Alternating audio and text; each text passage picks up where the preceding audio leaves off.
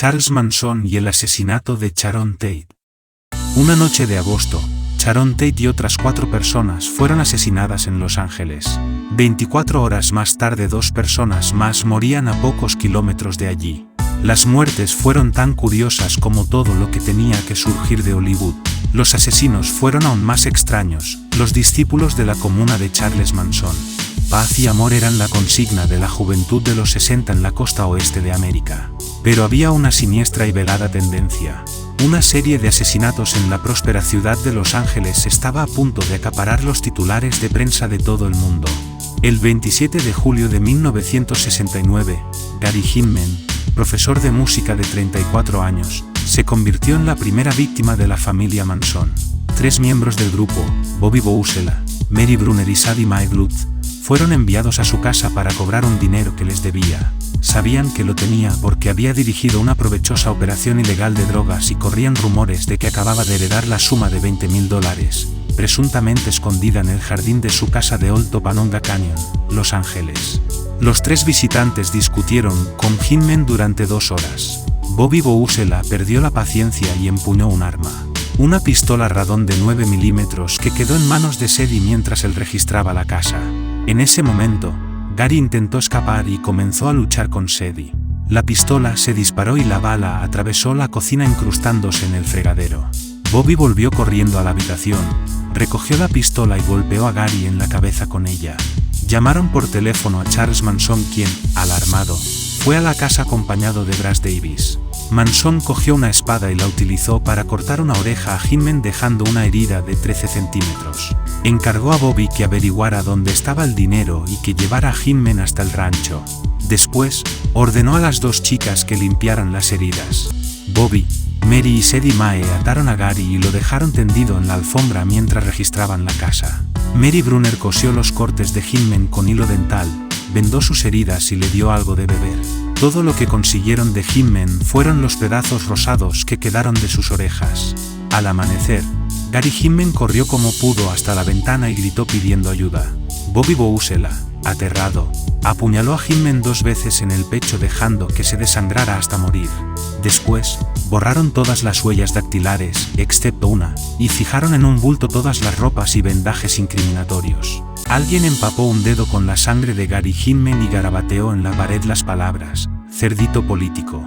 Otra estupidez, una tosca versión de la zarpa del gato, el símbolo de los militantes de los Panteras Negras. Cerraron con llave todas las puertas, huían ya por la ventana, cuando decidieron volver y cubrir a Hinman. Conduciendo a todo gas la furgoneta Volkswagen de Gary volvieron a casa, al rancho Span, parando por el camino en el Topanga Kitchen para tomar café y bizcocho de cerezas. 3 semanas después, el 8 de agosto, alrededor de la medianoche, un Ford blanco y amarillo bajaba despacio por Cielo Drive, Hollywood.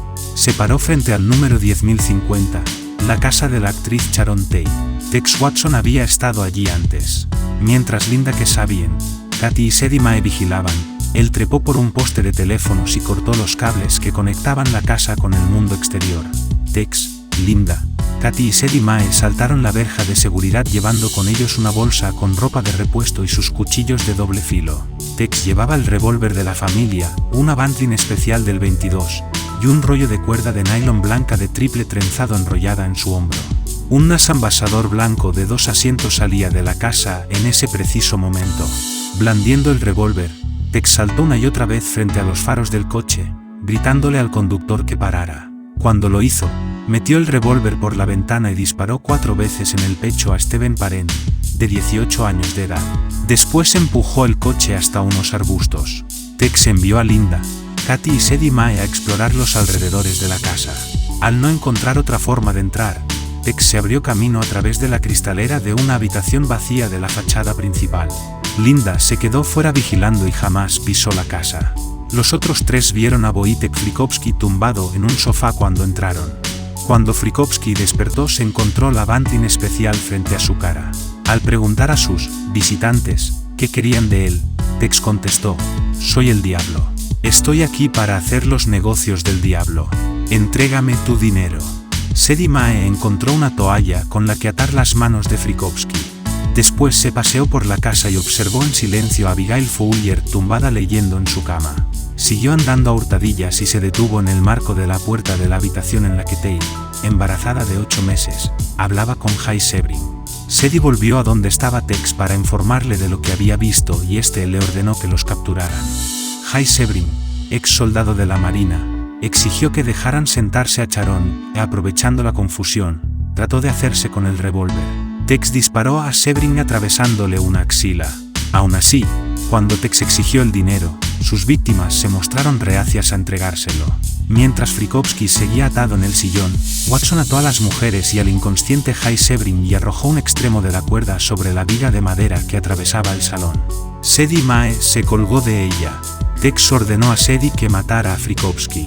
Cuando ésta se disponía a agredirle, él consiguió liberar sus manos y, cogiéndola por el pelo, la golpeó en la cabeza. Durante la lucha, ella logró apuñalarle 4 veces en las piernas y 2 en la espalda. De alguna forma, ella perdió el cuchillo, que quedó clavado en el brazo de un sillón, y saltando sobre la espalda de su víctima, gritó sin poder controlarse. Tex disparó 2 veces a Frykowski, pero él seguía luchando por su vida. El pánico se apoderó del asesino. Golpeó a Frykowski en la cara con la culata del revólver. Lo hizo con tanta fuerza que redujo a añicos la empuñadura de nogal. La visión de Frykowski derrotado impresionó tanto a las otras víctimas que empezaron a luchar por sus vidas. Abigail Fowler, todavía ilesa, se liberó y corrió hacia la puerta pidiendo ayuda. Katy la persiguió. Tex apuñaló 4 veces al valeroso Sebring y después se unió a Katy. Watson había dado rienda suelta a un incontrolable deseo de sangre. Derribando a Katy, cayó sobre Abigail y tras cortarle el cuello, la apuñaló varias veces. Mientras tanto, el indestructible Frykowski había salido tambaleándose por la puerta principal para pedir ayuda. Fuera de sí, Tex lo apuñaló una y otra vez. Fue encontrado con 51 puñaladas asestadas después de su muerte. Abigail Fowler se puso en pie como pudo y escapó hacia las puertas de la piscina. Katy la persiguió, dejando en el intento una huella del dedo pequeño en la sangre que manchaba la puerta. Abigail consiguió huir tambaleándose, pero cayó antes de alcanzar el seto.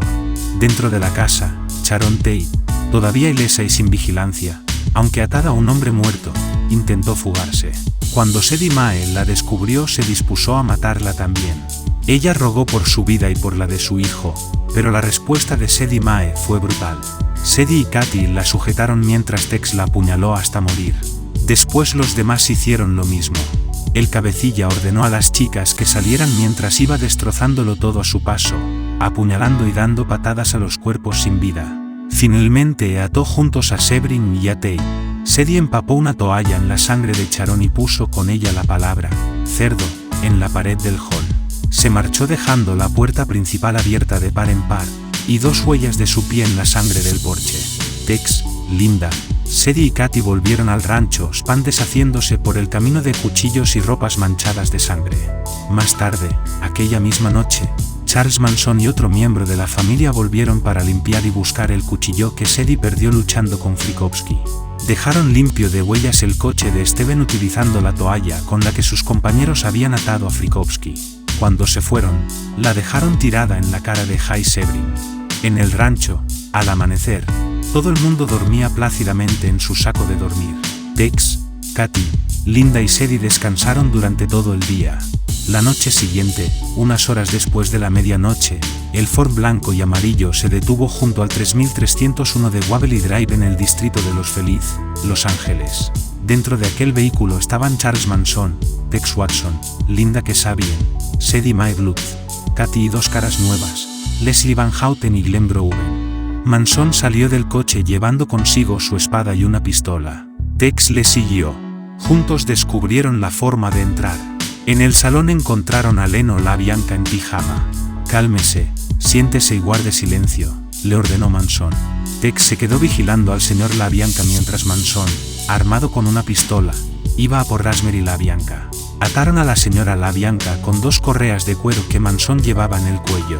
Este quería dinero, por lo que la pareja le entregó sus carteras mientras se ofrecían para guiarle hasta la tienda donde el millonario guardaba más dinero. La oferta fue rechazada y Manson salió de la casa por la puerta principal.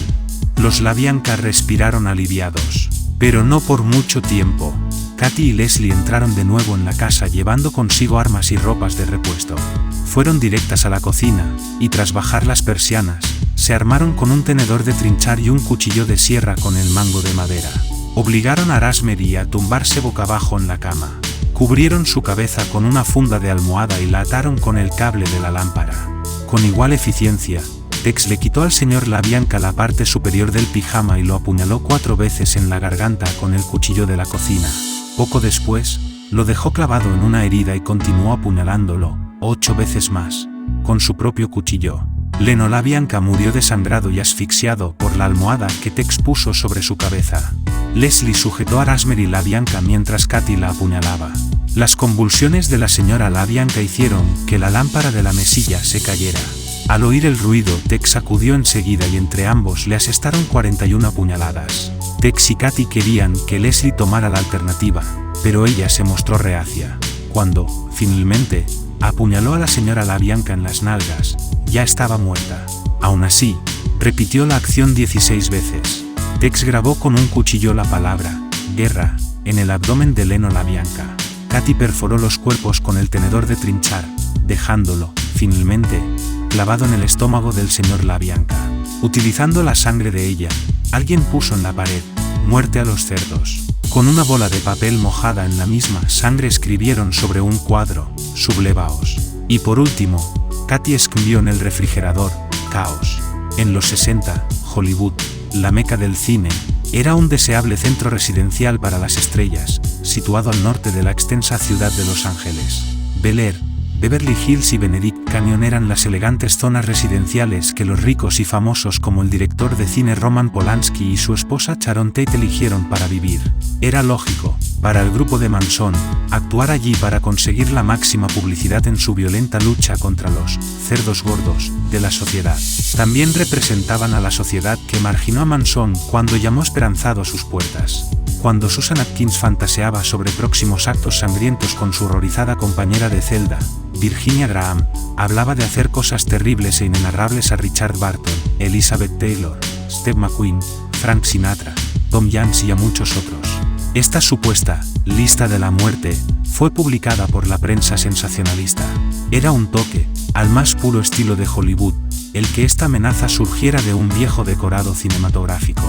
Charles Manson nunca conoció a su padre, y en una época, fue abandonado por su madre durante años. A los 12, cuando lo abandonó definitivamente, no confiaba en nadie y estaba ya cultivando una personalidad violenta, de pequeño criminal, más familiarizada con el interior de prisiones y reformatorios, que con la libertad de la calle. Charles Miles Manson, el Maddox, sin nombre, nació el 11 o 12 de noviembre de 1934. Su madre no pudo recordar cuál de los 2 días, así que eligió el 11. Kathleen Maddox tenía solo 16 años y había huido de casa en Ashland, Kentucky, debido al comportamiento religioso enormemente represivo de su madre. El padre de Manson era un matón de pacotilla, que se llamaba a sí mismo Coronel Scott. No soportó allí el tiempo suficiente para ver el nacimiento de su hijo. De todas formas, fue William Manson, con quien Kathleen estuvo casada poco tiempo, quien dio su nombre al pequeño. Kathleen Maddox se encontró difícil hacer frente a la maternidad siendo tan joven, por ello el joven Manson fue abandonado regularmente. Cuando tenía 6 años, fue dejado con sus abuelos mientras su madre y su tío Luther robaban una gasolinera. Fueron detenidos y encarcelados durante 5 años. Manson se quedó a vivir con sus estrictos abuelos durante unas semanas. Después vivió con su tía Joanne. Un año más tarde, Kathleen Manson volvió a por el pequeño. Manson estaba entusiasmado. Comenzaron juntos una vida nómada, pero Manson nunca pudo estar seguro de si se quedaría con su madre o sería el juguete de alguien más. Manson y su madre se movían por Ohio, Kentucky, West Virginia e Indiana. Llevaron una azarosa vida que rayaba el límite del delito, hasta que Kathleen encontró a un hombre que realmente la quería, pero no a Manson. Ella puso la custodia de su hijo en manos de un tribunal y Manson fue llevado a Gaybold, un hogar para niños en Terre-Haute, Indiana. Aunque su madre lo visitaba y le prometía que muy pronto volvería con ella, esto nunca sucedió. Desde entonces, la vida de Manson es una triste historia de hogares y reformatorios, huyendo, robando coches y comida e intentando soportar el sadismo que abundaba en algunas de estas instituciones. Llegó a estar cada vez más herido, amargado y enfadado. Recogió también algunos útiles de supervivencia por el camino, para asegurarse de que nadie jugara con él. A partir de los 16 años, pasó mucho tiempo en reformatorios, que eran, aparentemente, un progreso con respecto a las instituciones anteriores, pero también la mejor forma de aprender los pormenores de numerosos asuntos turbios. En mayo de 1954, Manson fue puesto en libertad bajo la tutela de sus tíos. Fue a vivir con ellos en McMechen, donde conoció a Rosalie Jim Willis, la hija de un minero, con la que se casó en junio de 1955. Manson intentó ir por el buen camino, pero al poco tiempo volvió a la vida criminal inducido por un hombre mayor que él, que le pidió que robara un coche y lo condujera hasta California. El negocio fracasó, y durante un tiempo anduvo sobre la fina línea que separa el delito del ajetreo diario. Pero el robo del coche motivó su detención y fue encarcelado durante 5 años. Fue enviado a Terminal Island, San Pedro. Poco después nació su hijo. Rosalie se divorció de él y se fue a buscar una nueva vida, llevándose al pequeño Charlie con ella. Manson se dedicó a aprender cómo ser un buen proxeneta para tener una carrera cuando saliera. En 1958, fue puesto en libertad en Hollywood.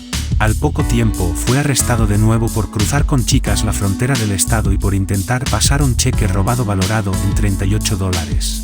Manson huyó a México, pero la policía lo capturó, y esta vez, la libertad condicional se convirtió en una condena de 10 años a cumplir en las penitenciarías de McNeil y Terminal Island. No volvió a ver el mundo exterior hasta la primavera de 1967. Antes de estar implicado en los asesinatos, Manson no era más que un ladronzuelo ocasional. Pasaba gran cantidad de su tiempo entre rejas por pequeños delitos: robar un coche, pasar cheques robados de poco valor, cruzar con chicas la frontera del estado, atracos menores y violación de la libertad condicional. Delitos que merecían solo unos meses en la cárcel, una sentencia suspendida o una multa dentro de un estado. Cuando se convierten en asunto federal conllevan años.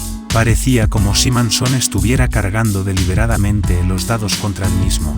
Cuando no podía arreglárselas en el mundo exterior, hacía alguna tontería para asegurarse, de nuevo, un confortable encierro. Como él mismo dijo, reformatorios y cárceles eran sus hogares. Sabía cómo funcionaba el sistema y cómo manipularlo. Tenía amigos y un lugar en la jerarquía. En poco tiempo estaba en su ambiente. Cuando fue puesto en libertad de Terminal Island en la primavera del 67, Manson dijo a un guardia: «¿Sabes una cosa, tío? No quiero marcharme. No tengo un hogar ahí fuera». Al salir de la prisión y entrar en un mundo nuevo de liberación, el apetito de Manson por la compañía femenina era insaciable. En menos de 2 años se había rodeado de una leal corte de seguidoras ingenuas y complacientes. En el mes de julio del 69, Charles Manson y su familia llevaban una primitiva vida comunal en los límites del desierto. Estaban asentados en el rancho Span, cerca de Chatsworth, pero se retiraban a menudo al desolado e inaccesible rancho Barker, en Panamint Valley. Era una población fluctuante, pero casi siempre compuesta por 30 o 35 seguidores, 3/4 partes de ellos mujeres y unos cuantos niños. Los asesinatos fueron cometidos por miembros de la rama dura de la familia, por aquellos que habían conocido a Manson o permanecido bajo su influencia en los 2 últimos años, y que le eran totalmente fieles. Cuando fueron casualmente arrestados por la policía vivían como perros salvajes, como coyotes, la imagen favorita que de sí mismo tenía Manson. ¿Cómo pudo este hombre transformar una comuna de influencia pacifista en un campo de entrenamiento para asesinatos en masa? ¿Por qué permitieron los padres de la clase media americana que sus hijos se acercaran a él? Cuando Charles Manson, matón ocasional y criminal de poca monta, salió de la penitenciaría de Terminal Island, el 21 de marzo de 1967, tenía 32 años. Todo había cambiado. El moderado y conservador mundo que había conocido cuando ingresó en prisión fue sustituido por una nueva generación de paz, amor y realización personal. Sintonizó con ella, se adaptó y se dejó llevar por las nuevas consignas. Los compañeros de presidio que iban ingresando le habían contado lo que estaba sucediendo en el mundo exterior, pero él no los creyó. Ahora estaba convencido. Manson comentó: «Jovencitas encantadoras corrían por todas partes, sin ropa, pidiendo amor. La hierba y las drogas alucinógenas se conseguían fácilmente en la calle. Era un mundo completamente diferente al que yo había conocido. Un mundo demasiado bueno para ser verdad». Era el sueño de un preso hecho realidad después de 7 largos años encerrado. No lo dejé escapar, me agarré a él y a la generación que lo disfrutaba. Manson salió de la penitenciaría de Terminal Island con $30 en sus bolsillos y su guitarra en la mano. Toda la juventud americana estaba en la onda, y todos se dirigían a donde él iba, San Francisco. En todas partes la gente se rebelaba contra la autoridad, abandonando la carrera, negándose a seguir por el buen camino, y burlándose de la clase dirigente, intentando, así, crear una contracultura. Por primera vez en su vida Charles Manson, la protesta hecha hombre, estaba de acuerdo con el resto del mundo. Su insatisfecha visión de la sociedad fue bien acogida, aprobada y apoyada. Manson describió esa época: dormíamos en los parques y nos amábamos en las calles. Mi pelo se hizo un poco más largo. Empecé a componer música y a la gente le gustó. Me sonreían y me abrazaban rodeándome con sus brazos. No sabía cómo actuar. Me dejé llevar. Lo que la prensa denominó la familia Manson comenzó sin ninguna espectacularidad. Manson, con su guitarra y su melena tan de moda, se convirtió en un asistente habitual de la movida hippie, del Haight-Ashbury de San Francisco y del campus de Berkeley, Universidad de California. Los frecuentaba fumando marihuana y aporreando su guitarra. Fue entonces cuando conoció a Mary Brunner, una bibliotecaria pelirroja y delgada. Aunque no era una belleza, era, sin lugar a dudas, el tipo de Manson, y se mudó a vivir con ella. Pocas semanas después adquirió una furgoneta Volkswagen y juntos recorrieron la costa oeste. Los movimientos de Manson tenían que ser supervisados por la persona encargada de su libertad condicional, descubriendo por sí mismos la forma de vivir y de amar de las comunas. Manson fue a Los Ángeles para intentar iniciar su carrera como estrella de rock. En Venice Beach conoció a Lynette Fram, una delgada pelirroja que acababa de discutir con su padre. Manson volvió con ella donde estaba Mary, quedando así formado el núcleo de la familia.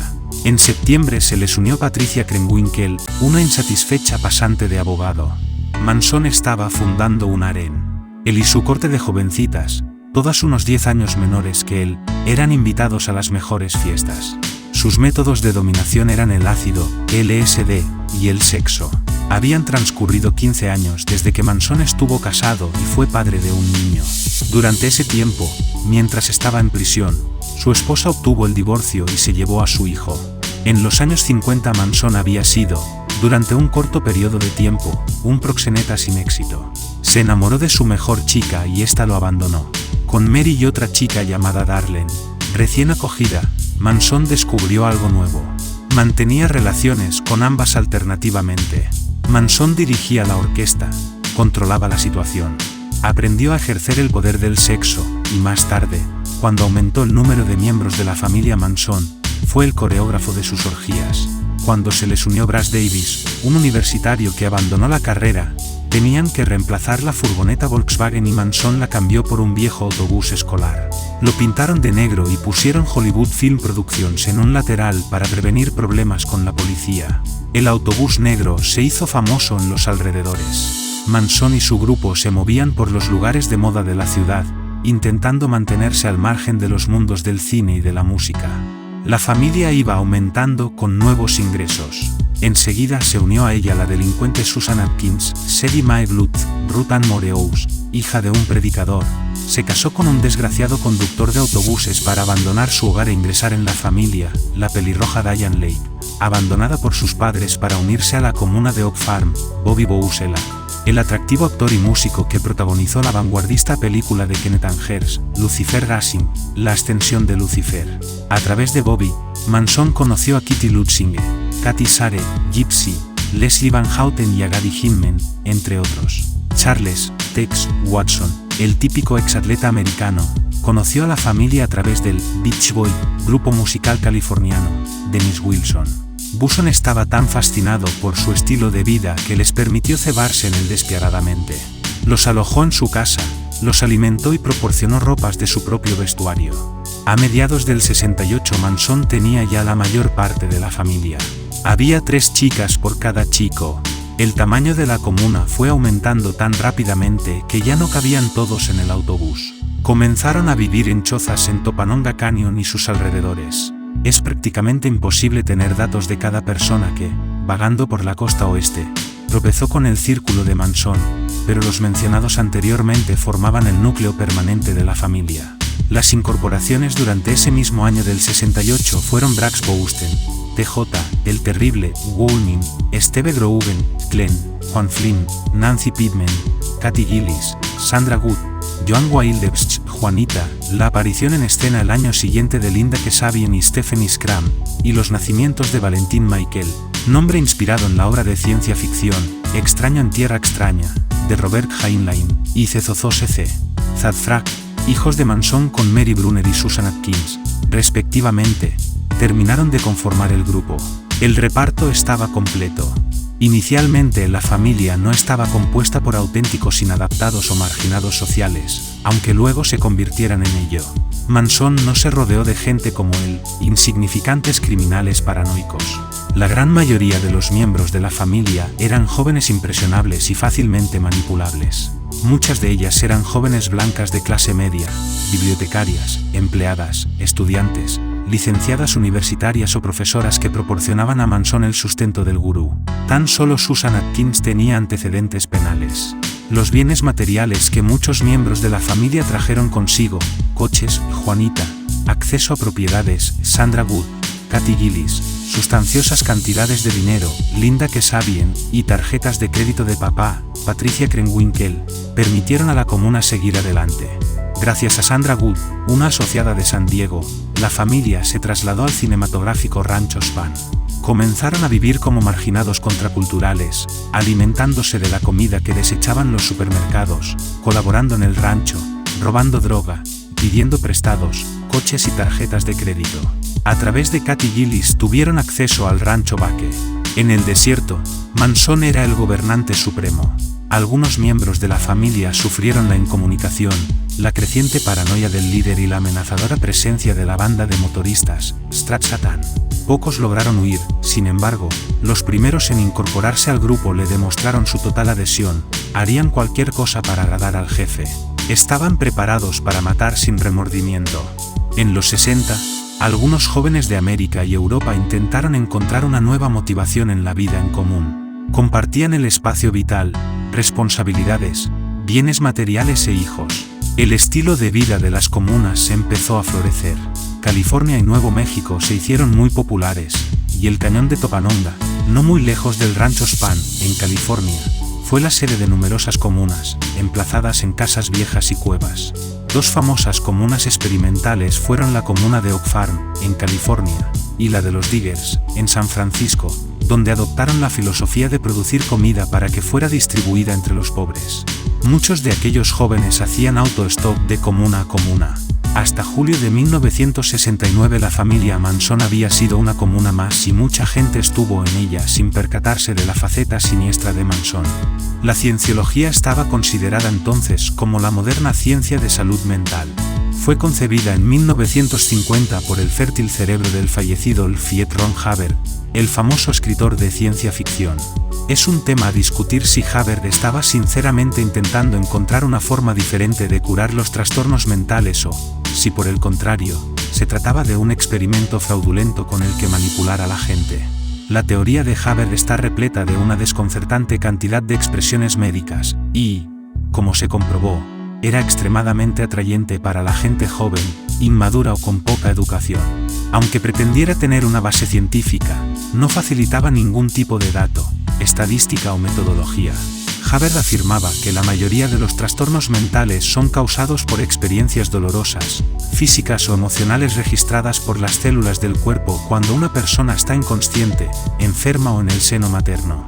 Estos registros son llamados engrams y son almacenados en los bancos de engrams de la mente, pudiendo ser reestimulados por los acontecimientos externos del mundo y bloquear la conducta racional.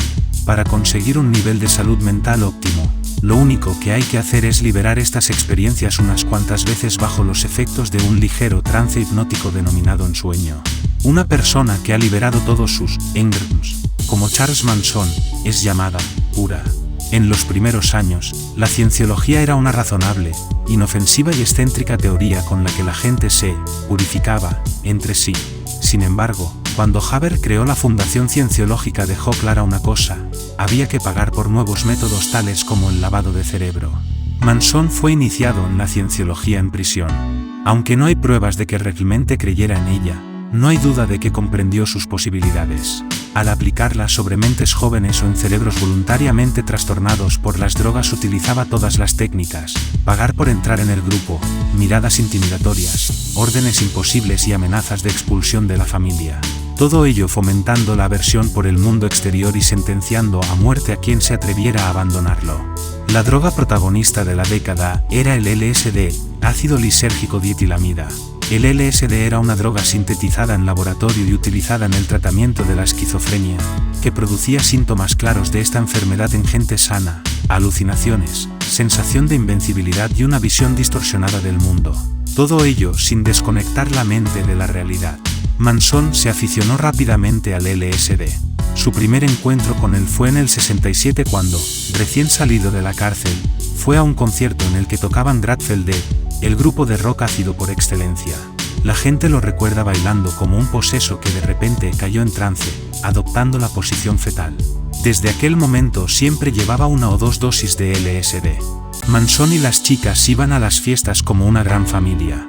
Se sentaban en círculo y tomaban LSD juntos para hacer el viaje en grupo. Paul Watkins, miembro de la familia, se percató de que Charlie era el único que distribuía el ácido. Siempre se aseguraba de tomar menos que los demás. Siempre controlaba la situación. En 1968, la familia Manson se instaló en 2 comunas en las afueras de Los Ángeles. La primera era el Rancho Span, un viejo decorado de cine donde los visitantes se encontraban con los miembros de la familia instalados en el interior de los edificios y sus alrededores. Fue desde aquí desde donde partieron los asesinos de los Tate y los LaBianca el 9 y el 10 de agosto. El segundo era el Rancho Barker, un accidentado e inaccesible lugar en el corazón de Death Valley. Este fue el lugar en el que se escondían el día en que fueron arrestados. Esperaban el comienzo de una revolución. Gary Span era el propietario del Rancho Span. El anciano de 80 años, casi ciego, permitió a la familia instalarse allí. A cambio de ello, las chicas limpiaban, cocinaban y, en opinión de algunos, satisfacían sus deseos sexuales. Lynette Fram, miembro de la familia, de 20 años, declaró en un interrogatorio del fiscal Vincent Bugliosi que ella estaba enamorada del señor Span y que se habría casado con él si se lo hubiera pedido. La policía invadió el rancho Span en agosto de 1969. Una vez que advirtieron que los Volkswagen robados habían sido convertidos en buggies, se encontró un arsenal de armas, aunque todavía no se había visto ninguna conexión entre la comuna y los asesinatos de Los Ángeles. El caso fue tratado como un suceso local más y todos los sospechosos, incluido Manson, fueron puestos en libertad después de descubrir que habían sido arrestados bajo un mandato judicial erróneamente fechado. Se encontró una conexión entre la familia Manson y los asesinatos. ¿Cómo llegaron los detectives de Los Ángeles a esta conclusión? ¿Cuál fue la evidencia? ¿Fue esta suficiente para hacer los arrestos? Gary Hinman y las víctimas de los casos Tate y LaBianca fueron asesinados en menos de 2 semanas. Cada crimen parecía carecer de un móvil. Todos murieron de forma particularmente sangrienta y su sangre fue utilizada para escribir palabras en la pared. Todas tenían un mismo tema en común, pero, al principio, la policía no halló la conexión entre ellas. El cuerpo de Gary Hinman fue encontrado por amigos suyos el 31 de julio de 1969, 4 días después de ser asesinado. Avisaron a la oficina del sheriff de Los Ángeles, encargada de los crímenes cometidos fuera del área metropolitana. El sargento Paul Whiteley y el ayudante del sheriff, Charles Gunter, fueron asignados al caso. Fue su perseverancia la que arruinó, finalmente, el gran montaje de la familia. Uno de los asesinos de Hinman, Bobby Bousela, fue arrestado rápidamente, el 6 de agosto. Cuando Whiteley y Gunter leyeron los informes policiales de los homicidios Tate y LaBianca, se sintieron intrigados. Sabían que Bobby no podía estar implicado en ellos porque estaba bajo custodia, pero se preguntaban por los sangrientos garabatos de las palabras cerdo y muerte a los cerdos que había en las paredes de la casa de Hinman. Sospecharon que Bobby no había actuado solo en el asesinato de Hinman. Frecuentaba un extraño grupo de hippies que vivían en el cinematográfico Rancho Span, liderado por Charles Manson. ¿Sería posible que quien hubiera estado con Bobby hubiera cometido los asesinatos Tate/LaBianca? Whiteley transmitió sus opiniones al sargento Jesse Buckles, un agente del equipo de investigación del caso Tate en el Departamento de Policía de Los Ángeles.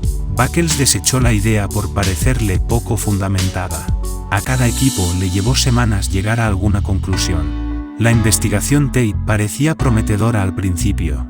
La espantosa escena fue descubierta por Winifred Chapman, la asistenta. Quedaba una persona viva y desarmada en la residencia Tate, William Garretson. Era el joven guarda que vivía en la casa de invitados situada en el jardín posterior de la casa y que afirmaba no haber oído nada. Estaba aturdido, confuso y atemorizado. Pero, lo más importante, es que había estado en el recinto de la residencia cuando los asesinatos se llevaron a cabo. Sospechaban de él pero no pudieron demostrar nada. Al día siguiente, cuando descubrieron los asesinatos LaBianca, la policía pudo decir, definitivamente, que Garretson no los había cometido, estaba bajo custodia. El pánico asoló la zona residencial de Los Ángeles.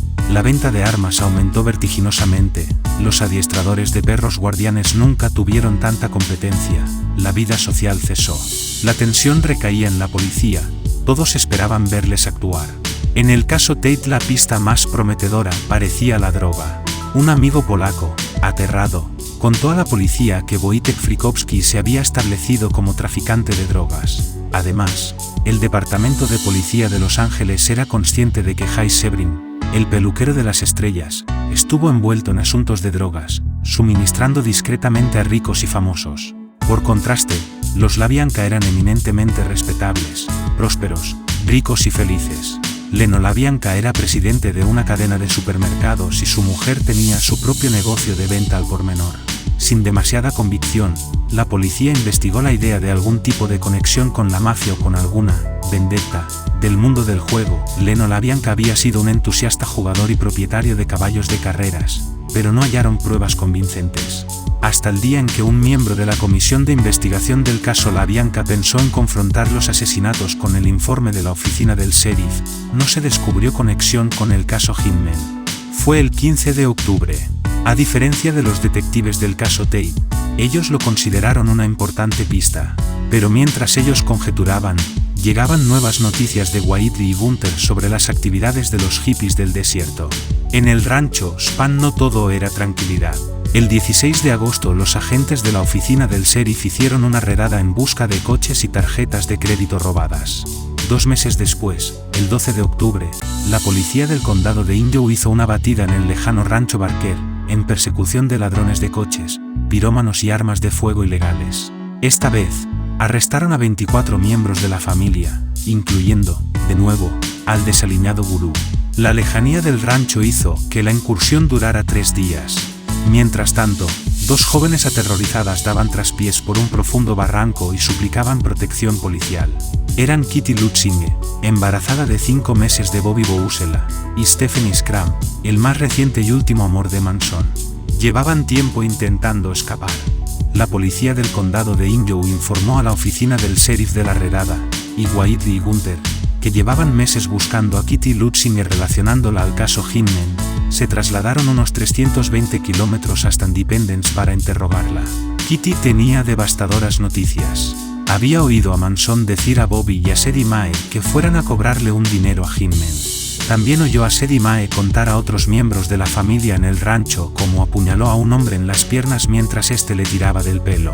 Sadie Mae, alias de Susan Atkins, cumplió condena en Independence. Cuando la interrogaron, declaró que estuvo en la casa de Hinman cuando Bobby lo asesinó. Fue fichada por presunto homicidio, quedando provisionalmente detenida en el Brand Institute de Los Ángeles.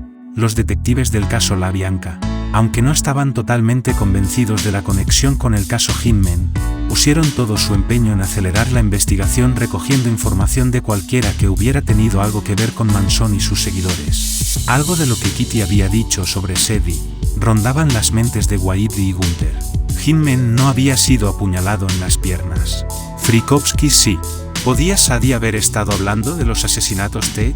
Whiteley pensó que los detectives del caso Tate deberían saber lo que había descubierto, así que les informó. Pero para su vergüenza, ellos no hicieron nada en absoluto durante 11 días. Kitty Lutzinge no fue interrogada hasta el 31 de octubre. Comenzaba a hacerse evidente una conexión directa entre la familia Manson y los 3 crímenes. Sadie Mae, a quien le encantaba hablar, había empezado a contárselo todo a Rani Howard, con quien compartía la celda, y a Virginia Graham, su compañera de trabajo en la cárcel. Les llevó algún tiempo asegurarse de que Sadie no lo inventaba todo, pero mucho más encontrar a alguien que las escuchara. La escrupulosidad de los detectives del caso La Bianca dio como resultado la captura de Al Springer, y esta, la de Danny DeCarlo, miembro de los Strat Satan. Según rumores y pruebas circunstanciales, DeCarlo tenía mucho que decir. Gente de fuera del círculo de Manson como el productor discográfico Terry Melcher o Greg Jacobsen, aportaron, entre otras cosas, pruebas de que Manson había estado en la residencia Tate, en otro tiempo la casa de Terry Melcher, antes de los sucesos. El 5 de diciembre, Susan Atkins tomó la decisión de declarar ante el gran jurado, y describió lo que ocurrió realmente la noche del 8 de agosto en el 1050 de Cielo Drive. El 1 de septiembre de 1960, el fiscal del distrito, Aaron Stovitz, mostraba a la prensa el revólver utilizado en los asesinatos Tate y La Bianca.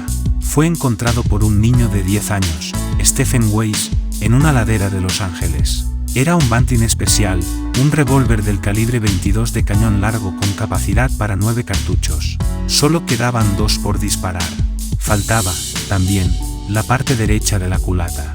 La policía no supo reconocer la importancia del revólver. Lo etiquetó, lo guardó en una bolsa de papel y se olvidó de él. Reapareció 3 meses y medio después gracias, únicamente, a la perseverancia del padre de Stephen. El señor Weiss reconoció una descripción del arma publicada en el periódico de Los Ángeles.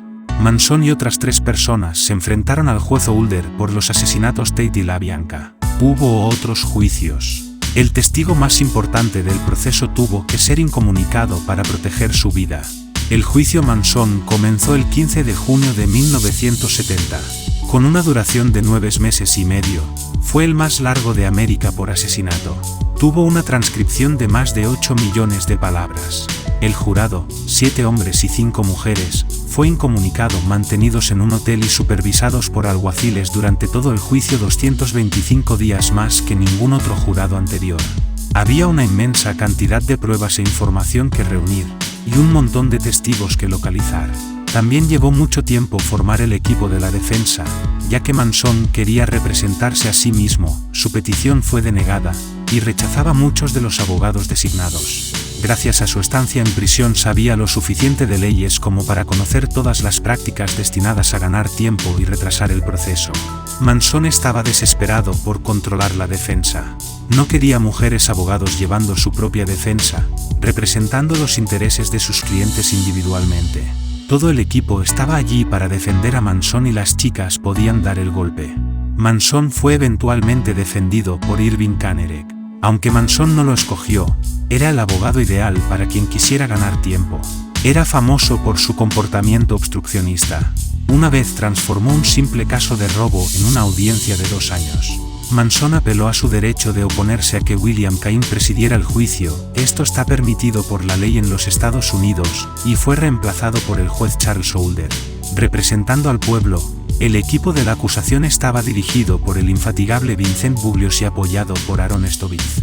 Desde el comienzo, el juicio estuvo caracterizado por extrañas escenas y un comportamiento sin precedentes dentro y fuera de la sala. El primer día, 24 de julio, Manson apareció con una cruz en la frente que se había grabado con el filo de una sierra. No dijo nada, pero repartió un comunicado mecanografiado: "Me he inmunizado contra vuestra sociedad". Pocos días después los demás acusados lucían la misma marca y al terminar la semana las devotas chicas de la familia, acampadas en un rincón cerca de los juzgados, habían hecho lo mismo. Cuando Manson se afeitó la cabeza las chicas lo imitaron. Cuando obstruía el proceso dando la espalda al juez ellas los seguían. Hubo un momento en que Manson se levantó del banquillo de los acusados y se abalanzó hacia el juez gritando que debía haberle cortado la cabeza. En agosto, el recientemente elegido presidente Richard Nixon puso en peligro, debería haberlo sabido, ya que él mismo era abogado, la legalidad del proceso declarando sub judice que Manson era culpable y permitiendo que esto apareciera en la prensa. El fiscal Bugliosi tuvo que presentar los cargos en una misteriosa atmósfera de amenazas de muerte y anónimos telefónicos provenientes de los entusiastas miembros de la familia. que querían ver libres a sus compañeros. El juez y los abogados tuvieron que ser protegidos por guardaespaldas y se les proporcionaron walkie-talkies por si sus teléfonos fueran cortados. El testigo más importante de la acusación fue Linda Kasabian. Linda había estado presente en los asesinatos Tate y había oído cosas sobre las muertes de los LaBianca. Susan Atkins había prometido testificar, pero se retractó en el último momento. Linda, que había dicho a Manson: «Yo no soy como tú, Charlie, yo no puedo matar a nadie», parecía no tener miedo de contar todo lo que sabía. Tuvo que permanecer incomunicada todo el proceso para proteger su vida. Pero, probablemente, el testigo más perjudicial fue Tex Watson, sacado de la cárcel de Texas, donde había sido arrestado por primera vez. Manson intentó desesperadamente presentarlo como el cerebro maligno de los asesinatos, pero cuando el jurado vio al típicamente americano Tex, no le creyeron. Lo que Tex declaró fue terriblemente nocivo: «Me llevó detrás de un coche. Me dijo que cogiera el revólver y un cuchillo y fuera a la antigua casa de Terry Melcher, la residencia Tate. Dijo que matara a quien estuviera en la casa tan espantosamente como pudiera». Por fin, el 15 de junio de 1971, transcurridos 7 meses desde el inicio del juicio, el jurado salió a deliberar. Les llevó 10 días tomar una decisión, pero el 25 de junio de 1971 pronunciaron el veredicto de culpabilidad de todos los cargos. La ley californiana exige 2 juicios, uno para establecer la culpabilidad del acusado y otro para decidir la sentencia correspondiente. En el segundo juicio, repleto de otras muchas bufonadas, Vincent Bugliosi pidió la sentencia de muerte. Manson, Atkins, Krenwinkel y Van Houten fueron sentenciados a la pena capital el 19 de abril de 1971. Sin embargo, no murieron, porque el 16 de febrero de 1972 California revocó la pena de muerte. Tras el juicio Manson hubo otros. Tex Watson fue finalmente llevado ante la justicia por los asesinatos Tate y LaBianca. Steve Grogan, Bryce Davis, Manson y Susan Atkins fueron llevados a juicio por los asesinatos de Gary Hinman y Shorty Shee. La muerte de Shorty Shee, peón del rancho y actor parado, no ha sido nunca debidamente explicada. Él y Manson no se llevaban bien. Tras la redada de la policía en el rancho Spam por robo de coches y tarjetas de crédito en agosto del 69, Manson decidió que Shorty Shee había informado a la policía. Shee desapareció y no volvió a ser visto con vida. Según declaraciones realizadas por los demás miembros, él era la 9ª víctima de la familia Manson. Vincent Bugliosi, apenas repuesto del juicio Manson, llevó la acusación de Tex Watson. El jurado fue incomunicado, pero esta vez durante unas 3 semanas. El jurado lo encontró culpable el 12 de octubre y el 21 del mismo mes fue sentenciado a muerte. Susan Atkins fue sentenciada a la pena capital por su participación en el asesinato de Hinman. Bobby Bousela iba ya camino de la muerte. Manson, Bryce Davis y Steven Grogan fueron procesados individualmente. Manson y Davis siguieron con vida. Steve Grogan fue sentenciado a muerte, pero el juez James Coults conmutó la pena el 23 de diciembre de 1971 por considerarlo incapaz de decidir nada por sí mismo. Con toda seguridad, el número de víctimas de la comuna no se reduce a 9. Otras muertes tuvieron lugar a lo largo del periodo comprendido entre 1969 y 1972. En una casa de playa, el 5 de noviembre del 69, el número de la comuna John Philip Howe, alias Zero, aparentemente se disparó a sí mismo. Otras personas del colectivo presenciaron su muerte: Katy Sare, Linda Baldwin, Sue Bartel y Bryce Davis. Aseguraron que sucedió jugando a la ruleta rusa, pero la pistola estaba completamente cargada y no había huellas dactilares en ella, ni siquiera las del propio Zero. El 16 de noviembre de 1969 se encontró el cuerpo de una joven de la familia abandonado en Laurel Canyon. Había sido apuñalada 157 veces. Nunca se averiguó su nombre. El 21 de noviembre los cuerpos de 2 jóvenes adeptos a la cienciología, James Sharp y Doreen Gould, fueron encontrados en un callejón de Los Ángeles. Aunque la policía sospechaba que la comuna estaba implicada, jamás se demostró nada. El 1 de diciembre de 1969 el cadáver de Joel Pugh fue encontrado en el Hotel Talgarth, en West London. Tenía el cuello cortado y presentaba heridas en ambas muñecas, producidas con una navaja de afeitar. La policía lo catalogó de suicidio. Un poco después se descubrió que Joel Pugh, ex miembro de la familia, fue el primer marido de Sandra Wood. En noviembre de 1970, el abogado de Leslie Van Houten, Robert Hughes, se fue a acampar un fin de semana y no volvió. El juicio tuvo que ser aplazado. Su cuerpo fue encontrado en Sespe Creek, condado de Ventura, 4 meses después.